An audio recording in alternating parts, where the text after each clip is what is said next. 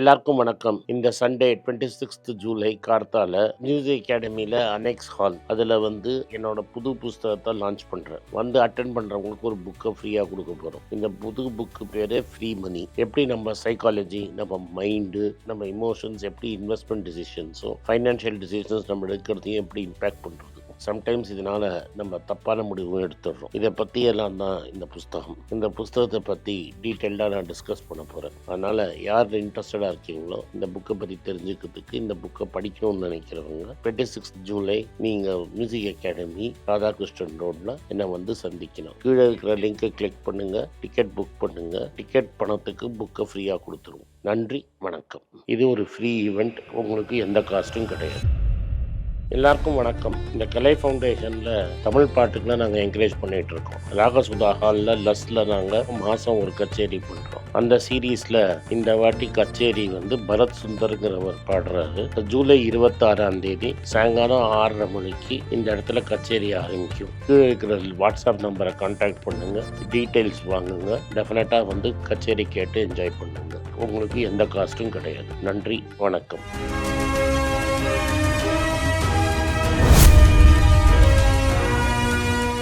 வணக்கம். இன்றைய சிறப்பு நேர்காணலில் நம்மோடு இணைந்திருக்கிறார் ஆனந்த் சீனிவாசன் அவர்கள். வணக்கம். வணக்கம். ஜனநாயகன் படம் ஃபர்ஸ்ட் ஷோ பரபரப்பாக இங்கே போயிட்டுருக்கு. இன்னொரு பக்கம் டெல்லியில் போராட்டம். டெல்லியில் முக்கிய மாணவர்கள்லாம் போராடிட்டு இருக்காங்க. ஆனால் தமிழ்நாட்டில் மாணவர்கள் போராட்டம் பெருசாக இல்லை. அது மட்டும் இல்லாமல் எல்லாரும் ஜனநாயகன் படம் பார்க்க போயிட்டாங்க அப்படிங்கிற விமர்சனம்லாம் ஒரு பக்கம் வந்துட்டே இருக்குது. என்ன சார் நடக்குது தமிழ்நாட்டில்? ஃபர்ஸ்ட் ஆஃப் ஆல் தமிழ்நாட்டிலையும் போராட்டம் நடந்துட்டு தான் இருக்குது. டி நகரில் ஒரு இடத்துல போராட்டம் நடந்துகிட்ருக்கு. மாணவர்கள் டெய்லி ஈவினிங்கில் பேசிகிட்டு தான் இருக்காங்க. அதே மாதிரி கத்திப்பறார் அடியில் இருக்கிற ஸ்கொயர்லேயும் மக்கள் ஃபுல்லாக மாணவர்கள் ஃபுல்லாக போராடிட்டு தான் இருக்காங்க. நீட் எக்ஸாம் பற்றி தான் இங்கே போராட்டம். நார்த் இந்தியாவில் ஒரு போராட்டம் கொஞ்சம் லேசாக வேறு மாதிரி. நார்த் இந்தியாவில், அதாவது பிஜேபி ஆளும் நார்த் இந்தியாவில் 752 பேப்பர் லீக் இருக்குது. அதாவது எங்கெல்லாம் மாநிலத்தில் பிஜேபி ஆட்சி இருக்கோ, இப்போ இங்கே Tamil Nadu public service commission exam இருக்குது, டிஎன்எஸ்பிஎஸ்பி எக்ஸாம் இருக்குல்ல, அது மாதிரி அந்தந்த ஊரில் நடக்கும் பியூனுக்கு ஆஃபீஸர் அந்த பேப்பர்லாம் காசு வாங்கி லீக் பண்ணியிருக்கிறாங்க. தமிழ்நாட்டில் எனக்கு தெரிஞ்சு யார் ஆட்சியில் இருந்தாலும் சரி, அதிமுக ஆட்சியில் இருந்தாலும் சரி, திமுக ஆட்சியில் இருந்தபோது கூட இவ்வளோ பரவலாக பேப்பர் லீக் அந்த மாதிரி இன்ஸ்பெக்டர், சப் இன்ஸ்பெக்டர், டிஎஸ்பி, இந்த செக்ஷன் ஆஃபீஸரு, இது மாதிரி இடத்துக்கு பேப்பர்லாம் லீக் ஆன மாதிரி எனக்கு தெரியல. அங்கே பேப்பர் லீக் ஆகிருக்கு. பியூனுக்கு வந்த பேப்பரை கூட லீக் பண்ணியிருக்கிறாங்க. இன்னொரு விஷயம் அங்கே என்னென்னா, பிஹெச்டி படித்தவங்க கூட பியூன் வேலைக்கு அங்கே அப்ளை பண்ணுறான். இங்கே அப்படி வேலை இல்லாத திண்டம் மக்களுக்கு, எஸ்பெஷலி மொஃபசலில் இருக்கிறவங்களுக்கு ஒரு கார்மெண்ட் வேலை மேலே ஒரு இழுப்பு இருக்குது. பட் ஜென்ரலாக பார்த்திங்கன்னா சிட்டியில் இருக்கிற தமிழர் மாதிரி இருக்கிறவங்களுக்கு ஒரு கார்மெண்ட் வேலைங்கிறதுல இன்ட்ரெஸ்ட்டு குறைஞ்சிக்கிட்டே போகுது. அது இன்னும் நேற்று கிடையாது. நான் 1989 முடித்தேன். என்னோடய பேட்ச் 42 பேரில் ஒருத்தர் கூட ஐஏஎஸ் கூட எழுதலை. நாங்கள் இப்போ 4-5 பேர் ஐஏஎஸ்ஸாவது எழுதுகிறோம். அப்போ ஐஏஎஸ் கூட எழுதலை. எல்லாருமே சாஃப்ட்வேரு, வெளிநாட்டுக்கு எப்படி போகிறதுங்கிறதுல தான் இருந்தாங்க. ஸோ ஒரு சில வட்டங்களில், சிட்டி ஏரியாஸில், middle class, upper middle class area garment வேலை உத்தியோகங்கிறது மவுசு தமிழ்நாட்டில் குறைஞ்சிருச்சு. வேறு உத்தரப்பிரதேஷில் நீங்கள் எவ்வளோ பெரிய பணக்காரனாக இருந்தாலும் ஒரு ஐஏஎஸ் ஐபிஎஸ் ஆஃபீஸரானா ஒரு ப்ரெஸ்டீஜ் மாதிரி இருந்தது, ரைட்டுங்களா? இப்போ நம்ம ஊரில் எப்படி நம்ம பார்க்குறோன்னா, கார்மெண்ட் ஸ்கூலில் படித்தவங்க அது மாதிரி இருக்கோம், வெறி கொண்டு படித்து நல்ல பொசிஷனுக்கு வராங்க. ஐஏஎஸ் ஐபிஎஸ், எங்கள் கட்சியில் சசிகாந்த் செந்தில் இருக்கார், இது மாதிரி இருக்கிறவங்கெல்லாம் படித்து வராங்களே தவிர, ரொம்ப 1-2 எக்ஸாம்பிள், சின்னி ஜெயந்தோட பையன், இது டாக்டர் இந்த ராதாகிருஷ்ணனோட பையன்லாம் எக்ஸப்ஷன் டு தி ரூல். நார்மலாக நீங்கள் பார்த்தீங்கன்னா யாரும் ஐஏஎஸ் ஆகணும், ஐபிஎஸ் ஆகணும் தமிழ்நாட்டில் ஒரு நல்ல ஸ்கூலில், காலேஜில் படித்தவங்க சொல்ல மாட்டாங்க. இன்ஜினியரிங் காலேஜை பொறுத்த வரைக்கும் 1991 வந்த ரிசர்வேஷன்லேயே 70% கிட்ட ரிசர்வேஷன் வந்துடுச்சு. அதில் நியாயமாக சீட்டை பிரித்து கொடுக்கறதுல வந்துருச்சு. லா காலேஜில் இப்போ நிறைய லா காலேஜ் வந்துருச்சு. ஒரு காலத்தில் லா காலேஜ்லேயும் எல்லாருக்கும் சீட்டு கிடச்சிருச்சு. தட் இஸ் தகுதி உள்ளவங்களுக்கெல்லாம் சீட்டு கிடச்சிருச்சு. அதே மாதிரி தகுதி உள்ளவர்கள் டாக்டர் ஆகட்டும் அப்படிங்கிறதுக்காக தான் நீட் கொண்டு வரப்பட்டது. காங்கிரஸால் கொண்டு வரப்பட்டது. அன்றைக்கி காங்கிரஸ் இதை அன்றைக்கி தமிழ்நாடு ஸ்டேட் கவர்மெண்ட் கேட்டதுனால 3 வருஷம் இன்னொரு ரோ தமிழ்நாட்டுக்கு மட்டும் விலக்கு கொடுத்துட்டோம். நாங்கள் என்ன சொல்லிட்டோம், மற்ற ஊரில் இருக்கட்டும், தமிழ்நாட்டோட தனி எடுத்துக்காட்டாக இருக்காங்க. ஒரு டிஸ்ட்ரிக்ட்லேயும் ஒரு காலேஜ் போட்டாங்க. அவங்க இன்ஃப்ராஸ்ட்ரக்சர் நல்லா இருக்குது. தமிழ்நாடு ஸ்டூடெண்ட்ஸுக்கு இது மேண்டேட்ரி கிடையாது, அவங்க படிக்க வேண்டாம்னு நாங்கள் கொடுத்தோம். தமிழ்நாட்டையும் நீட்டுக்குள்ளே கொண்டு வந்தது அந்த பெருமை அண்ணாமலையின் முதலாளி மோடி தான் தெரியும். நான் ஏன் அண்ணாமலைன்னு சொல்கிறேன்னா, அண்ணாமலை நாக்குங்கிறது எப்படி வேணால் பிறண்டு பிறண்டு பேசும். இதை பல வாட்டி ஒரு நான் வாட்டுக்கு ஓரமா இருக்காரு, ஒரு வருஷம் அமைதியா இருக்கேங்கிறாரு. அப்போ அவர் போய் வம்பு கிழக்கிறீங்க. அப்போ நான் வம்புக்கு இழுக்கல. அவர் சட்டையை மாற்ற இப்போ இந்த பன்னீர் தண்ணீர்னு ஒரு படம் வந்தது, பாலச்சந்தர் படம். ம். அதில் இந்த ஊதா கலர் சட்டை அந்த கலர் சட்டை மாறுற மாதிரி சட்டை மாறினா நாக்கும் மாறும் இல்லையா? ம். ஸோ அப்போ சட்டை வந்து நேற்று வரைக்கும் சாஃப்ரன் சட்டை இருந்தது. இன்றைக்கி என்ன சட்டை போடலான்னு பார்த்துட்டு இருக்கும்போது அவர் ஏன் விலகணும் அப்படின்னு சொல்லி அங்க இருக்கக்கூடிய போராட்டக்காரர்கள் காங்கிரஸ் கட்சியினர் கொஞ்சம் வந்து கிடைக்காது. ஏன் இவ்வளவு வலியுறுத்துறீங்க? 705 வருஷத்தில் 4 வாட்டி பேப்பர் லீக் ஆகிடுச்சுங்க. ஒரு வாட்டி பேப்பர் லீக் ஆனாலே ரோசரம் தான் விட்டு போயிடுவான். 5 வருஷத்தில் 4 வாட்டி லீக் ஆகிருக்கு. சென்ட்ரல் போர்டு எக்ஸாமில் வந்து நீங்கள் பண்ண எந்த கம்பெனிக்கு நீங்கள் கொடுக்கக்கூடாதோ அவனுக்கு டெண்டர் கொடுத்துருக்கீங்க. ஒரு சின்ன பையன் எக்ஸ்போஸ் பண்ணிட்டான், எத்திக்கல் ஹேக்கிங் பண்ணி உடச்சி. நீங்கள் இதே ஆன்சர் ஷீட்டே மாறி இருக்குது, இன்னொருத்தர் ஆன்சர் ஷீட்டு இன்னொரு போயிருக்கு. அது இன்னும் பெரிய குற்றம். இது மாதிரி நடந்ததே கிடையாது நம்ம ஊரில்.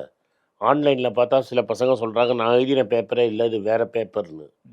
ஸோ ரோல் நம்பர் மட்டும் எந்த இருக்குது, பேப்பர் நான் எழுதினது இல்லை. இது மாதிரி பல மக்கள் சொல்கிறாங்க. பிரதமர் மோடி கூப்பிட்டு பேசியாச்சு சார், பேசி என்ன மோடி அமைச்சர்கள்லாம் பேசிட்டாரு. பேசி இனிமேல் எவ்வளவு கடுமையான நடவடிக்கை எடுக்க முடியுமோ அதுக்கான சட்டங்கள் எல்லாமே கொண்டு வர போறோம்னு சொல்லிட்டாரு. 752 பேருக்கு வந்து இது வரைக்கும் ஒரு ஆளை நீங்கள் வந்து கன்விக்ஷன் வாங்கி ஜெயிலுக்கு அனுப்பல. 10-12 வருஷத்தில் 750 பேப்பர் லீக் நடந்திருக்குது. இத்தனை நேரத்துக்கு என் கோர்ட்டுக்கு மேடையில் ஏறி மித்திரம் பேசினா போகாது. நம்ம வந்து கோர்ட்டில் கேஸை நடத்தி ஜெயிலுக்கு உள்ளே தள்ளணும். முந்தாண்டு 2 வருஷத்துக்கு முன்னாடி குஜராத்தில் தான் கரெக்டாக கையும் கவனமாக பிடிச்சாங்க. இன்னும் அவர் மேலே என்கொயரி நடத்தி அவர் வந்து ஒரு ஆர்எஸ்எஸ் சேர்ந்தவரே ஸ்கூல் நடத்தி பிடிச்சிருக்காங்க. கெமிஸ்ட்ரி டீச்சரோ பயாலஜி டீச்சரோ ஒருத்தர் பிடிச்சாரு. அவர் மேலே இன்னும் கேஸை நடத்தி ஜெயிலுக்கு கூட கொடுக்கல. சிபிஎஸ்சியில் யாருக்கு கான்ட்ராக்ட் தெலுங்கானாவில் முன்னாடியே ராமாராவ் கேஸ் நடந்த அந்த கேடி ராமாராவ் இன்ஃபர்மேஷன் டெக்னாலஜி மினிஸ்டராக இருந்தபோது, கேசி சந்திரசேகர் ராவ் மினிஸ்டராக சீஃப் மினிஸ்டராக இருந்தபோது அந்த கம்பெனி தப்பாக நடத்தினதுக்கு அவங்க பிளாக்லிஸ்ட் பண்ணியிருக்காங்க. அந்த பிளாக்லிஸ்ட் ஆன கம்பெனியை டெண்டரை மாற்றி நீங்கள் வந்து சிபிஎஸ்சி ரைட்ஸ் கொடுத்துருக்கீங்க. இதெல்லாம் உங்கள் மினிஸ்ட்ரியில் நடந்த முறைகேடு. 5ல் 4 வாட்டி ஆயிருக்கு. இனிமேல் சரியான நடவடிக்கை அது எடுக்கப்படும் ரைட்டு. அப்படின்னு தானே அவங்க சொல்றாங்க. 5ல் 4 சரி இல்லைன்னா நீ முதல்ல இடத்த காலி பண்ணு. இதுதான் அரசியல் பண்ணுது. அப்புறம் அதாவது மாணவர்கள் சைலண்டா போராட்டம் பண்ணிருக்காங்க. 22 நாள் எந்த பிரச்சனையும் இல்ல. ராகுல் காந்தி எப்ப வந்து அங்க உட்கார்ந்தாரோ அப்பதான் பிரச்சனை. இது ஃபஸ்ட்டே முதல் நாள்லேருந்து மாணவர்கள் என்ன கேட்குறாங்க, நாங்கள் அதுக்கு முன்னாடியே கோட்டாங்கிற ஊர் எங்கள் டியூஷன் சென்டரோட ஹப்பாக இருக்கிற கோட்டாவில் மீட்டிங் போட்டு மக்கள் வந்து கேட்குறாங்க ரிசைன் பண்ணுன்னு. நாங்கள் அங்கே போகாமல் டேராடூனில் மீட்டிங் போட்டதில் செத்து போனவன பொண்ணு அப்பா வந்து அந்த பையன் ரிசைன் பண்ணுங்கிறாங்க. தமிழ்நாட்டில் எந்த அரசியல் கட்சியுமே கண்டுக்காத நீட்டு மாணவர்கள் சூசைடில் எங்கள் பார்ட்டி புதுசாக அப்பாயிண்ட் பண்ண பார்ட்டி பிரசிடென்ட் மாணிக்கம் டாகூர் ஒருத்தர் வீட்டுக்காக போயிருக்கிறாரு. இதெல்லாம் கேட்டு மக்களோட வலியை தெரிஞ்சுக்கிட்டு நாங்கள் கேட்குறோம். பிரதமர் வீட்டு முன்னாடியே வந்து உங்களை போராட்டம் பண்ண அனுமதி பண்றாங்க. இதுக்கு மேல என்ன வேணும்? எங்க அனுமதி பண்ணீங்க? அனுமதியே நடக்கலையே. அதாவது உங்க கனவுல பேஜார் பண்றீங்க சார். நீங்க வந்து கொஞ்சம் கள்ள குண்டு அடிக்கிறீங்க, என்னென்னமோ பண்றீங்க. சங்கர் ஒன்னொன்னா பேசுவோம். இது வரைக்கும் மன்மோகன் சிங் என்ன பண்ணுவார், எல்லாரும் வந்து யார் வேணா என் வீட்டு வாசல் ப்ரொடெஸ்ட் பண்ணுங்கன்னு விடுவார்.